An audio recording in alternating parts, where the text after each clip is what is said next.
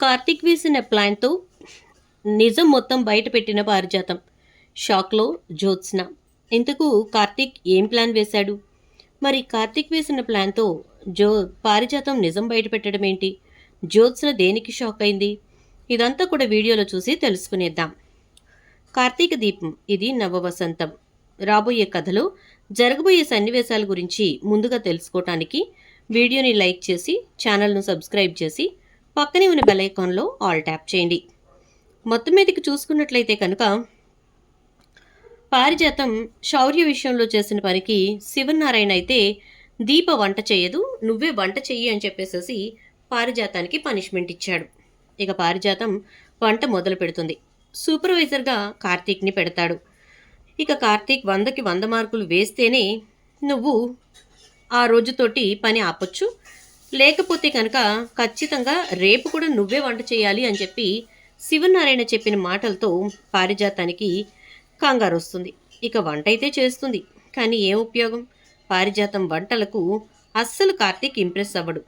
అవ్వకపోతే ఇక పారిజాతం వెంటనే, ఏరా మీ ఆవిడ చేసినంత రుచిగా నేను చేయలేకపోవచ్చు, అలా అని చెప్పేసి నువ్వు నాకు మార్కులు వేయనంటే ఎలారా అని అంటుంది. మార్కులు వేయాలంటే ఇంప్రెస్ అవ్వాలి కదా, నువ్వు ఇంప్రెస్ అయ్యేలా వంట చేయకపోతే నేనేం చేయను పారు అని అంటాడు. ఇక దాంతోటి చేస్తాన్రా, ఇంప్రెస్ అయ్యేలా చేస్తానుండు అని చెప్పేసి ఇక వెంటనే పారిజాతం కోపంతో దీపకు పెట్టేటటువంటి ఏదైతే భోజనం ఉందో దాన్ని బాగా కారంగా వండి పెడుతుంది.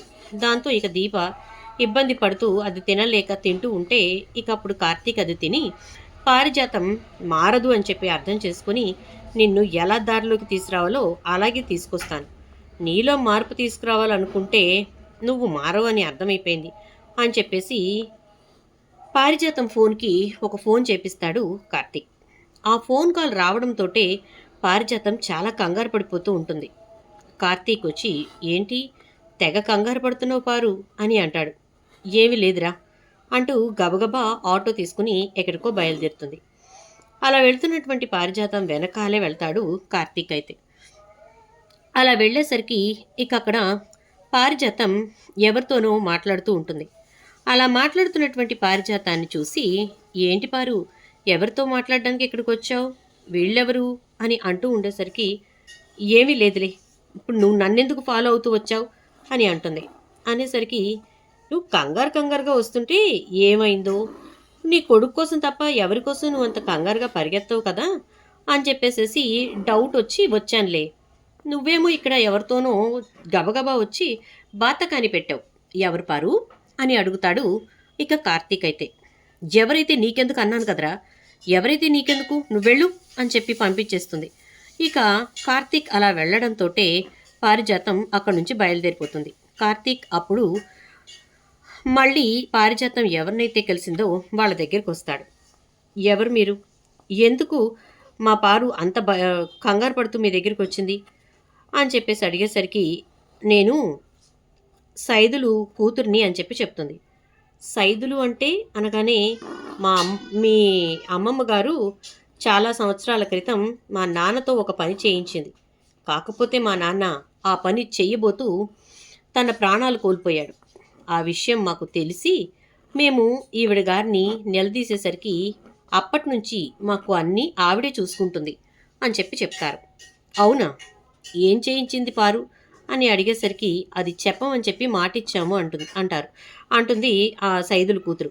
దాంతో నీకే కంగారు లేదు, నీకు వచ్చిన ఇబ్బంది ఏమీ లేదు, నువ్వు గనక ఆ నిజం చెప్పావంటే ఇప్పటి వరకు మా పారు మిమ్మల్ని ఎలా చూసుకుందేమో నాకు తెలియదు, కానీ నేను మాత్రం మిమ్మల్ని చాలా బాగా చూసుకుంటాను అని అంటాడు. దాంతో సరే ఎవరైతే ఏమైంది, మాకు కావాల్సింది మమ్మల్ని చూసుకోవటం, అయితే చెప్తాను వినండి అని చెప్పేసి సైదులతోటి దీపను హాస్పిటల్ నుంచి మార్పించిన విషయం గురించి, అలాగే లారీతోటి సైదుల్ని చంపించిన విషయం గురించి వాళ్ళు చెప్తారు. అది విని, ఇదంతా మీరు శివనారాయణ గారికి ఎందుకు చెప్పలేదు అని అంటే, ఆయనకి చెప్పడానికి వచ్చినప్పుడే ఈవిడ అడ్డు తగిలి, మీకేం కావాలో అన్నీ నేను చూసుకుంటాను, మీరు ఆయన దాకా వెళ్ళి విషయం చెప్పకండి అని చెప్పి బ్రతిమలాడింది, అందుకోసమే మేము చెప్పలేదు అంటే, ఇప్పుడు చెప్పండి, చెప్తే మీకేం కావాలో అన్నీ నేను ఏర్పాటు చేసి చూసుకుంటాను, ఇక మా పారుతోటి మీకు ఇబ్బందే ఉండదు అని చెప్తాడు. దాంతో ఇక ఒక్కసారిగా వాళ్ళు సరే సార్ ఎక్కడ చెప్పమంటారో చెప్పండి వచ్చి చెప్తాము అని అనడంతో మంచి పని, మంచి ఆలోచన, ఎప్పుడైనా ఇలా రియలైజ్ అయితే చాలా చక్కగా ఉంటుంది అని అంటాడు. ఇక కార్తీక్ అలా అన్న తర్వాత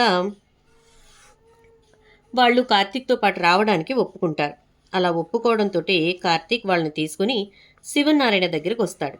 వచ్చి తాత వీళ్ళు మన పారు గురించి ఏదో చెప్తున్నారు, ఒకసారి వింటావా అంటే ఏంటంట అంటాడు శివనారాయణ. ఇక వెంటనే కార్తీక్ కానివ్వండి అని చెప్పని అంటే ఇక జరిగింది మొత్తం చెప్తారు వాళ్ళు. చెప్పేసరికి ఇక ఒక్కసారిగా శివనారాయణ కోపం కట్టలు తెంచుకుంటుంది. ఏంటి పారిజాతం ఇది అని చెప్పని అంటాడు.